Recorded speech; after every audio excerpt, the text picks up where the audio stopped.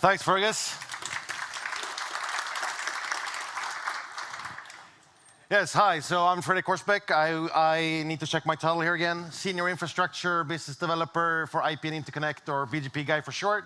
Most people know me maybe as Hugge from the internet and IRC. Since I work for the corporate overlords nowadays, I'm not allowed to use internet nicknames in my presentations, but I guess the people that know, they know, right?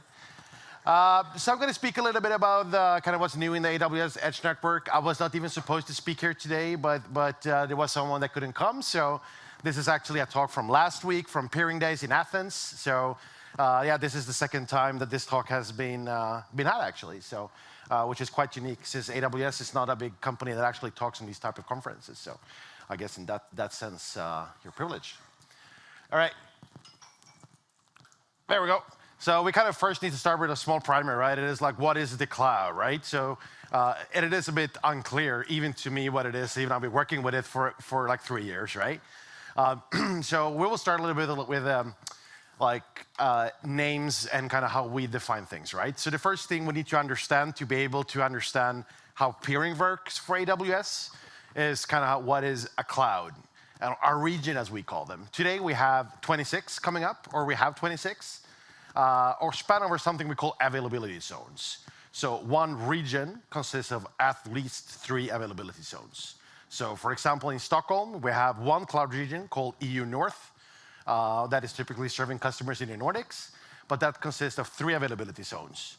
And then we have kind of like our first ones, the one in the US, so Northern Virginia, Ashburn, typically known as US East. You know, whenever US East goes down, basically the internet goes down. And that consists today of, I believe, 9 availability zones. So we're building these and we're building them out. We're building them across the globe. We are in every continent right now except like Antarctica. But we are everywhere and we're building everywhere. And this year we're building Australia, Canada, Israel, Switzerland, more in India, New Zealand, Spain. And so that's kind of what we're busy with. And kind of from the beginning, you know, is like, what's in the cloud, right? So it was like EC2 instances, perhaps, is something that people are aware of. It's basically like a virtual instance. But today is actually over 200 like fully featured services. Is that everything from, I don't know, blockchain is apparently something that people find useful, right? And quantum technologies, media technologies. You can buy basically any type of resource that helps you with your IT workloads in general. And this is something that's being expanding all the time. And looking at traffic graphs, it seems that it is quite popular. So speaking about regions, these are the ones that are currently in Europe. So in Stockholm, everything is called according to their airport name, by the way. So in Arn, which is Stockholm, we have one. We have a really old one in Dublin as well. London has been around for a long time, Frankfurt as well. CDG, or Paris, is one of our newest ones. Same as with Milano in Italy, right? So, and this year and the next year, we will build out Madrid, or it's actually not in Madrid, but it's called Madrid for now, Frankfurt and Israel. And then, as I said, across the globe, we have a couple more. But to be able to support these cloud regions, we do have a network, right? And we have something that we call the Edge network, which is the department I work for and what I care about. I don't know anything about the data center, like what's happening in there. I work for the ISP of Amazon, right? Which is 16509, recognized in the BGP table as that. So we have 310 global POPs. We add about 10, 15 a year, I would say. Some of these also consist of many POPs in the same city. I guess London is a good example where we have 9 Edge POPs. And Stockholm has 2, Copenhagen has 1 in Interaction. So that is kind of how we define a POP. And in this POP, we also have services. Like, it's not always about these massive mega-scale cloud regions. Because what also, like, these cloud regions that we built, the 7 we have in Europe, like, they are massive. Like, we buy land, we buy, you know, our own power plants, we connect directly to the grid, we buy PPA agreements, so power purchasing agreements for thousands of gigawatts, right, and megawatts. And we are the largest corporate buyer of power purchasing agreements in the world. So these are massive builds, and we typically do them from the ground up. But in the Edge, we have other stuff. So the Cloudflare CDN, I guess, is our oldest and most known Edge service. So it is a multi-petabit CDN. Works and performs much like any other CDN you would know, and serves the same type of purpose and customers. So it's everything from Streaming, which I guess is pretty obvious, like Prime Video and other streaming services are there. But always, if you use Slack maybe, like that picture probably also comes from a CDN whenever you send memes to your colleagues, right? Like that actually comes from a CDN most likely. And if you log into your bank, maybe like half of that web page is being shared from a CDN. It's not like we did, in the 90s where it has like a single Apache server and everything gets served from that. Like that doesn't happen anymore, right? Like much more dynamic things. In the edge, we also build security. So we build like web application firewalls. We have DDoS services. We have the Route 53 DNS service, which has been around for as long as we've been around, basically. We've been adding a couple of cool acceleration services the last year. So they're like all types of application accelerators that do unicast, that also ignore some of the routing constraints that we have in terms of that we do geographic route scoping. Whereas if you peer with us in Europe, you will not get our US routes and vice versa. So the acceleration service is something that kind of can work against that, right? It's a very popular service to use for like gaming, finance, and those kind of things. We also adding computing in the edge, or actually had for a long time. So we call Lambda Edge, which is like a serverless thing, which basically you run scripts at our CDN POPs at the edge to get closer to the customer. I also want to address something called an AWS Direct Connect. I think this is one of the most common questions I get when I'm out at peering conferences or talk with people, with peering people, or with like business development type of people at ISPs. It's like, what is the difference between peering and the Direct Connect service, or the Cloud Connect service, or from other companies, it could be called something else. Basically, it is a paid peering type of setup with AWS. But like, what do you get for that? So you get MaxSec if you want to, so you can run end-to-end MaxSec, which is extremely important for some customers. You get SLAs and QoS, which on regular peering, there is none. It comes with VLANs. So if you're a direct customer, you get your own like internal network in AWS delivered over VLANs directly to you. If you're an internet provider or ISP, then you're probably a DX partner, which means you're a reseller of DX. And then you get Q&Q tunnels and all that kind of stuff to deliver to your customers.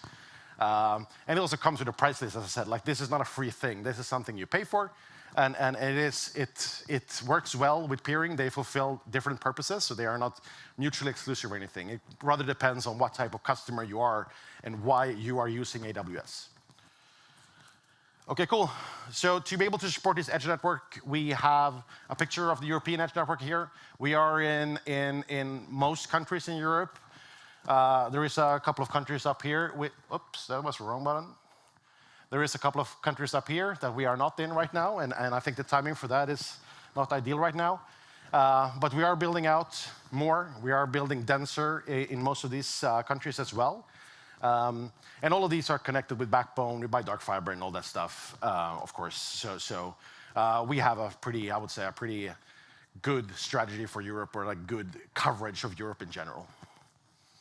Then it's the new things, right? So that's kind of what I'm here to talk about, right? So what we're doing, we're building something called local zones. Like the difference between a local zone and the one I mentioned before, an availability zone, is that a local zone is much smaller and we deploy it much closer to the end user. In theory, we could say that we actually deploy these in the edge. That is not always true. They're not at the same site, but they are at least in the same metropolitan area. So as you will see, we will build one in Copenhagen. It is in Copenhagen, but it might not necessarily have to be in our edge POP, but it will be directly connected to it. What we'll do here is that we'll bring out like a lighter version of what we offer in the big cloud. So like EC2 will something will be offered, some of the Kubernetes services, some of the like easy to maintain and easy to consume type of services. Like for example, S3 is not here because S3 is a very specifically built service that is relying on geographic redundancy. But local zones come in one, which means that a service such as S3 doesn't really fit in a single local zone type of build. All of these local zones also ties back to a parent region. So for example, the one in Copenhagen belongs to the Stockholm region. So some of the central functions will be run from Stockholm, whereas the actual compute will run in Copenhagen. And this is actually a very popular service. We launched it actually 3 years ago, I believe, in the US. And we sold out of all capacity before the sites were even built.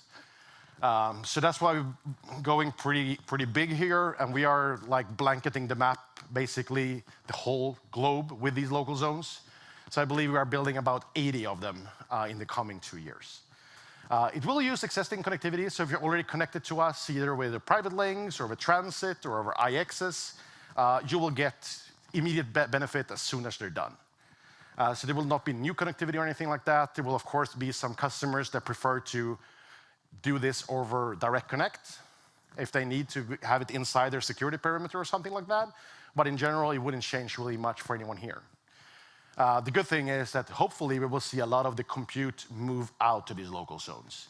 So today, if you're a Danish broadband customer, right, and you play a game that happens to run on AWS, it is very likely that that game will be played in Stockholm or maybe even in Frankfurt. But in a year from now, maybe that game actually gets played in Copenhagen. There's another also very confusing product called the wavelength zone, which has absolutely nothing to do with the DWDM wave.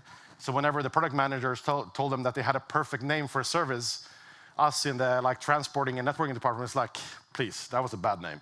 But it was already decided, the prints were already made, the pens were already printed, right? So it is now called wavelength zone. And it is a similar model as a local zone, but we deploy them directly in the 5G aggregators. So we have today a partnership with Verizon, Vodafone, KDDI, and SK Telecom. And how it works is that we put a small version of the cloud, a local zone, directly in a 5G aggregator, wherever they are, right? So they can also blanket the map in a country with those. And then our customers can buy their instances in a certain ISP's 5G aggregator. Super interesting for gaming, super interesting for finance, super interesting for other low latency sensitive applications like IoT and machine learning kind of things, because those will typically be available as well in those wavelength zones. So that is something that's being built now. I know there's already a couple of them up in Germany in Vodafone's network, same in the US with Verizon. And I think it's a pretty cool product. It's cool that we can also work with ISPs on a more strategic level and not have this, because it's also a revenue share type of model, right? So it's like both the ISP and we can earn money here, which I think is great, and not the whole perhaps one-sided discussions that would have up to now. All right, so local zones. So in Europe, we are building them in Copenhagen, Oslo, Helsinki, Warsaw, Berlin, Amsterdam, Brussels, Prague, Munich, Vienna, Athens, and Lisbon. So that's quite a lot of work for us. And we intend to have this done within 2 years, I would say. That is at least the roadmap for now, but of course everyone knows supply chain problems and all these kind of things, so we'll see. Some of these have come a long way. Some of these are not even started to be built, but the idea is to have it done within 24 months. So we will have traffic shifts because of this. Hopefully we will have more traffic move locally, which is kind of our intention. All right, so let's speak about network edge technologies a little bit. It's very important. I always have memes, right? I'm not allowed to have memes, but I kind of inserted it anyway, so let's see if I get fired tomorrow. But if this is our general idea of network edge technologies, back in the days, we had refrigerator-sized routers, and we put a cloud behind it, and then we put peers in front of it. That was kind of the general idea. Today, if you mention chassis-based routers at our company, you'll get fired, right? That is a fireable offense to mention, redundant routing engines in a router with a backplane. There's door is over there, guys. So today, everything is pizza boxes. We built everything as we do in a data center because we are pretty good at building data centers. So now everything has to look like a data center, including the edge. So we build spine leaf technologies with one rack unit boxes. And since everyone already has been talking about 400 gig today, I guess I have to talk about 400 gig too, to kind of close the circle here on every other talk of this event. So looking at 400 gig, right? So we have been a big user and supporter for it for a long time. Back in 2020, we launched native instances with 400 gig for the machine learning people and the kind of NVIDIA GPU type of users. So they have native 400 gig in the cloud where they can run 400 gig streams directly from those to storage or whatever. And today there's even more 400 gig native products. You can buy Linux VMs with 400 gig networking directly attached to it. And we've been running 400 gig in a data center for a long time. So at our type of company, right, it always goes, we start with the data center. That's where all the cool stuff happens. And then we kind of take the cool stuff, move it to the backbone, and do cool stuff there. And then we that work in the edge, we kind of get it, we kind of get the scraps, right? So since I'm here talking about it, it's time for us to also go 400 gig, right? Like data center has been done for a long time. Backbone has kind of been done for a long time. So let's do edge now. So like because data center kind of already started on the 800 gig cycle. I believe it was the Nokia presentation, right? We spoke about 800 gig, and it's like, yes, we are there. Like it is not the future or anything. It is like that's what we do today in the DC, right? And from basically today and onwards, there will be more and more sites of these 300 or so, 10 that we have today, maybe 315 tomorrow. We'll have 400 gig support. And when we add the 400 gig support to a site, we change the whole site. Like we don't do, because as I said, we can't like add a line card to a chassis-based router or add a box over there. Like we change everything. So we have generation cycles, right? Like everything goes out, new stuff comes in, and then suddenly you have a 400 gig site. Last week when I was at Peering Days in Athens, there was a lot of talk about optic standardizations, and I guess there was some talk today about that as well. And the only thing that we will support in the edge is 400 gig LR4. We will not support any 8-lane optics. If any vendor here tells you that 8-lane optics is a thing, fire them, or get a new vendor, right? Like 8-lane optics on 400 gig, no. Like on 800 gig, sure, it's 8 times 100 gig is cool, right? Because we want to use 100 gig SerDes, right, in the future. So on 800 gig it makes sense with 8-lane, but on 400 gig it's only 4-lane or nothing, right? We are super happy to do LR4. We will not support FR4. Like despite what some like early IXs and some ISPs have been trying to do, but we truly do not believe in 2-kilometer optics. One of our biggest costs in the network is troubleshooting cross connects. Like that is a small country's BMP for us, right? So we've always supported 10-kilometer things, right? If we're gonna dial this down to 2 kilometers, that means we will have 80% more problems in that area, right? Since we have 80% less reach. And like that's not gonna happen, right? So it's like, we rather wait it out until the right technology is there, which we believe it is not right now, in the terms of 400 gig LR4. I'm also super happy to look at ZR+. The plus one, as we heard yesterday, is still, you know, it's not super easy to do, but ZR is a standard, it is interoperable. We already use it. We have it everywhere in the metro. We use it for all type of metro connectivity already. So for us, it's basically free technology that we can use. Like it's already been verified. We have a multi-sourced vendor, you know, optics, because we can't just have a single vendor. We need at least 3. And whenever we buy something in the range of like 10,000 of everything. So ZR is cool. And if someone wants to do it, I'm more than happy to try it out. Like we haven't really used it in the edge yet, but I'm happy to do so. And hopefully we can do that together, right? And yeah, so if you have 400 gig plans, regardless of who you are or where you are, I'm super happy to take feedback and kind of, because I'm leading the 400 gig strategy internally, globally, right? So it's like if you have ideas in this field, like let me know, right? I'm happy to have a very open discussion about 400 gig, because it is important that, especially for edge purposes, that we all agreed we're doing the same thing, so that no vendor or no go out and do something opposite, right? Like it's like, oh, 8-lane optics, right? It's like, no, we need one decision. And I think there will be a lot more presentation that looks like this from other big companies on kind of how we define what the standard will be. Like, it was like, if you remember back in the days when 100 gig was new, it was the same discussion, right? It's like, what will be the future technology? What will we do? We will do 100 gig LR4, or will we do, was discussions about 100 gig FR4 as well back in the days. So CWDM4, if someone remembers that, as edge peering. So this discussion needs to happen now. It needs to happen in parallel on many places at the same time.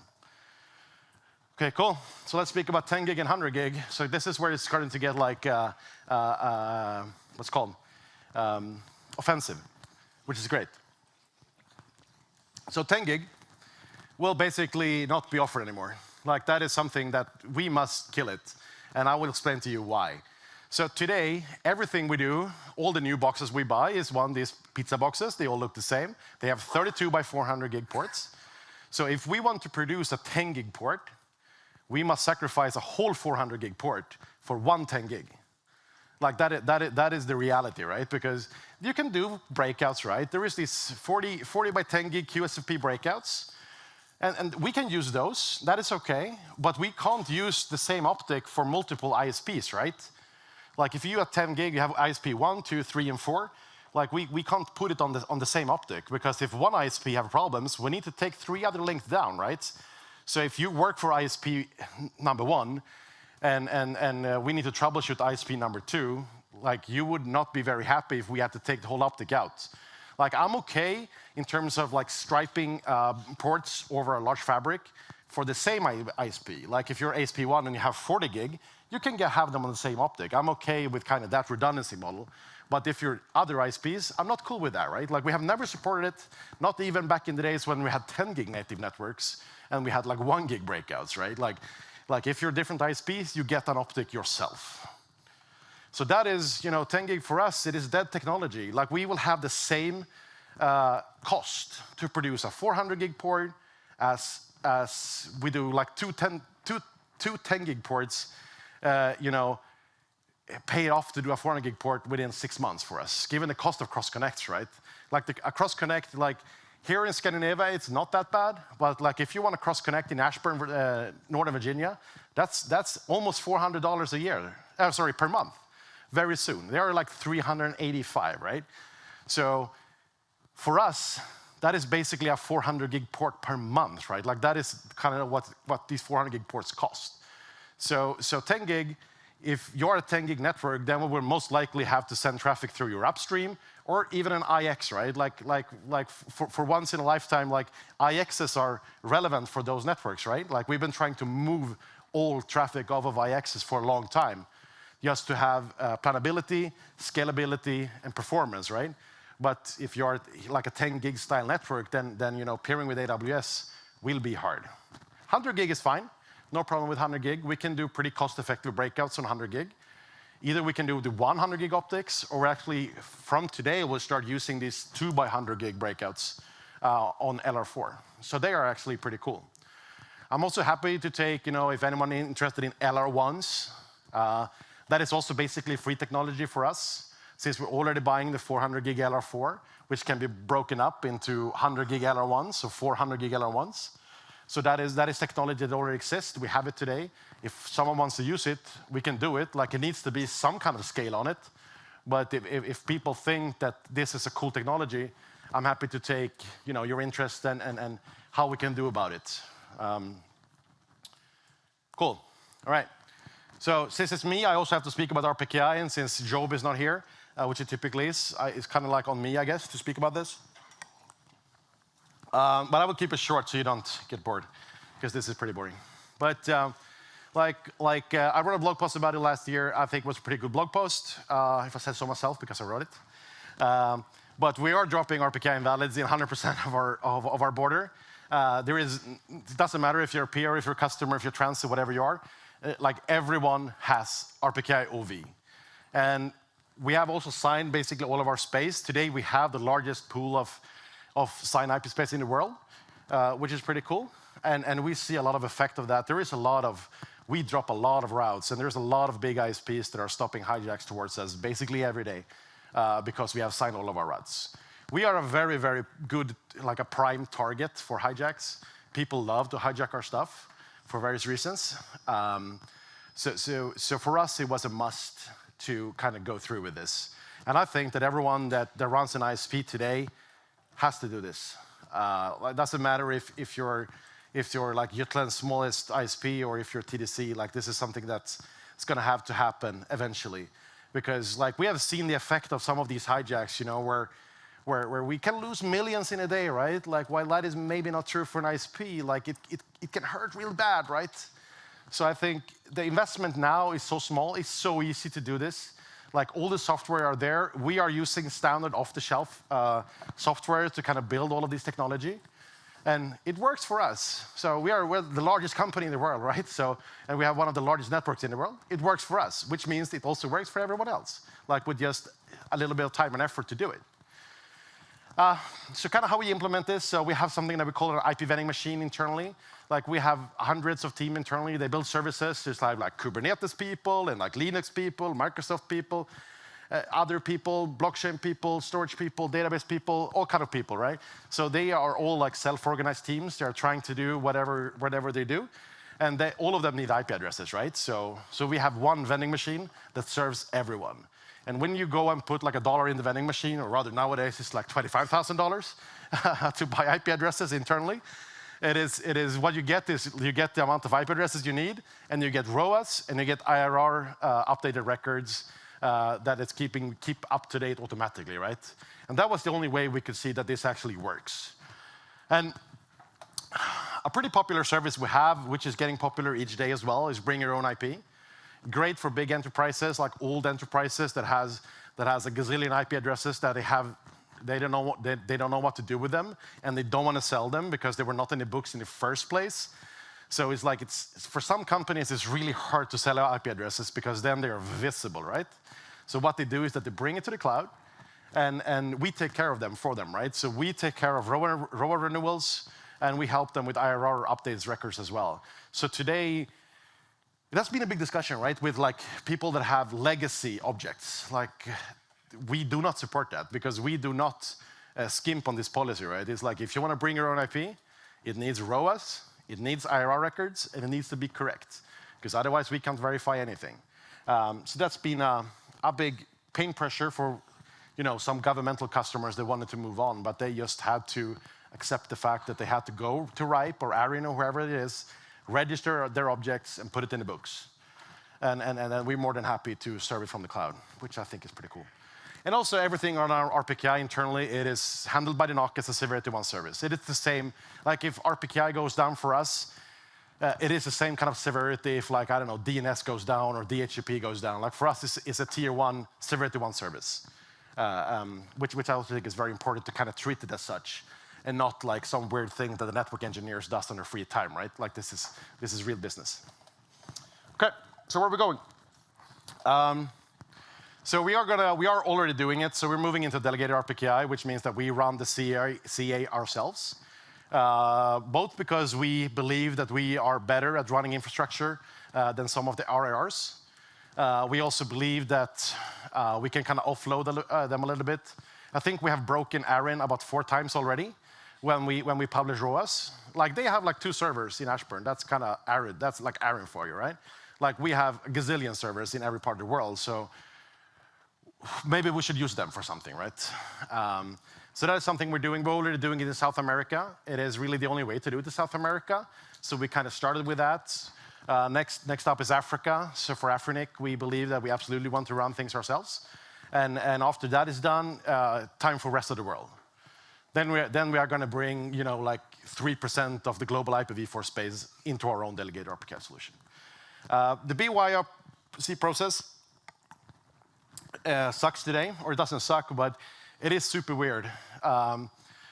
Because we need to put X509 certs in people's RIR records. It looks super weird. People always find them occasionally, and it's like, put it on mailing list, and it's like, why is there an X509 cert in this IRR record? And it's like, oh, but that is the AWS process, and then everyone forgets to take it away. It looks a bit stupid, but why we do it is that while RPKI and ROAS decides, it's like, hey, this prefix can be announced by AWS, but we need another step internally. It's like, but which customer is it? Like, how do we know which account we're going to tie this into? So that's why we have another like RPKI-like process with these makeshift X509 certs. So if you ever follow like CyberOps on IETF, I'm very involved in that together with Joe Schneiders. We have the RSC standards, which is basically sign whatever with RPKI, and this whole whatever for us is customer accounts, so that we know with a sign authority who owns which IP address. Like we are cool with understanding like this prefix can be announced by AWS, but which customer is it internally? So that's why we like, for example, and I'm officially supporting like RFC, for example. So as soon as that goes into and becomes an actual RFC, we will probably be the first user of that, that to be RFC. So work with and reach out to networks. It's still here on this slide. It's actually like a year old slide. We will stop doing this. Like we did it a little bit in the beginning. We have Victor over there in the corner. He had to reach out to a lot of networks. He's like, hey, please fix your invalids, right? And we did that. A couple of them fixed it. A couple of them didn't.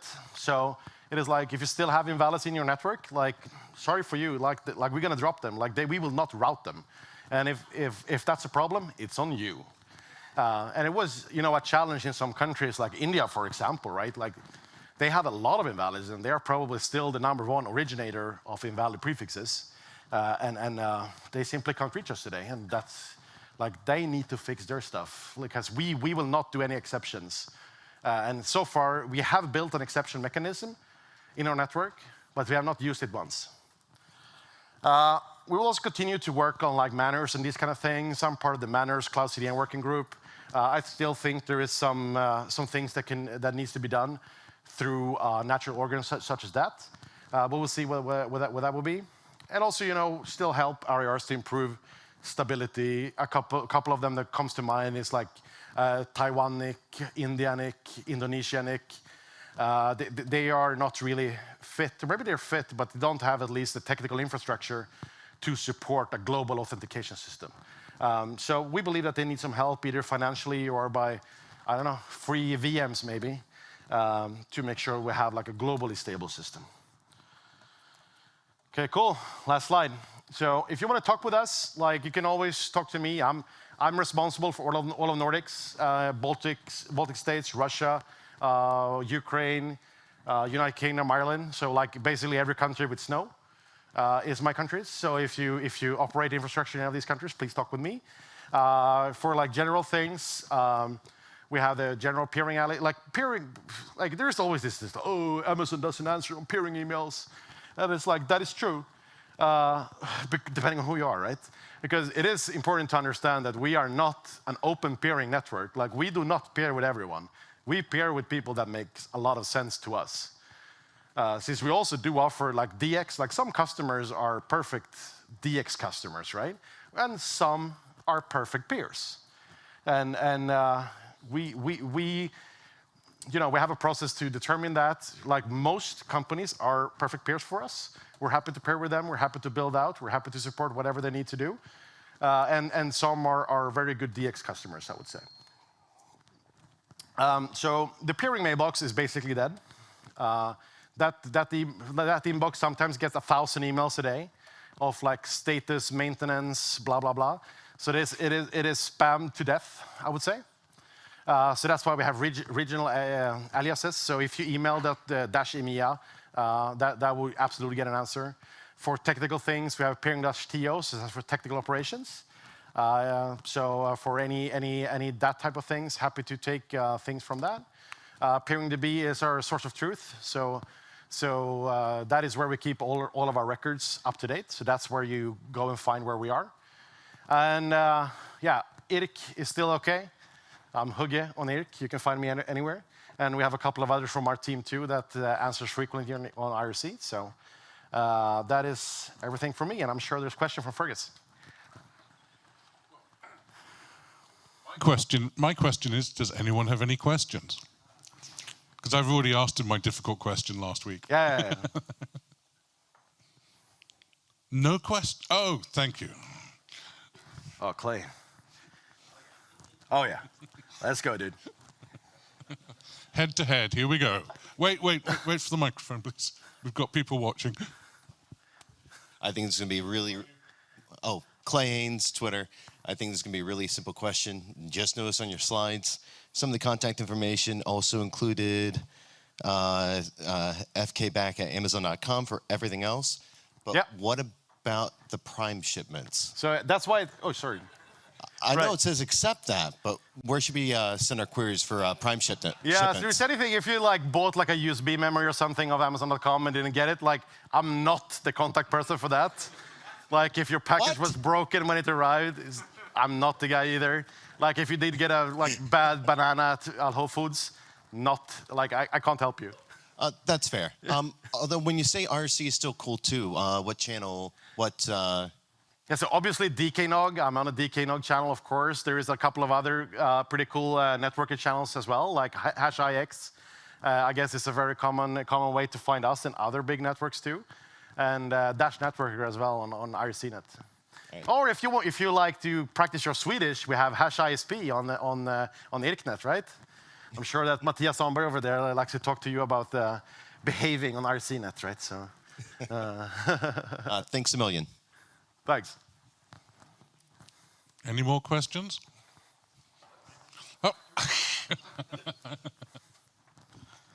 Tom Klaffler, do you currently, as of today, have any LR1, 100 gig LR1 in production? Or is this entirely pipe dream, maybe in 6 months, a year, whatever? So for external purposes, no. For internally, yes. So we are a big user of it internally. That is why I said it's like free technology for us, since we don't need to verify a new technology. Like because everything we do is certified, blah, blah, blah, internally according to some very internally expensive processes, right? So LR1 is already done for us, which is like, hey, we can do this for free in the Edge, right? Like I can use that technology. But Edge, no, not a single port active today. But if anyone believes in it, I'm happy to kind of look at options for it, because that would save us and probably you a lot of money. Yeah. All right. Thank you. Thanks.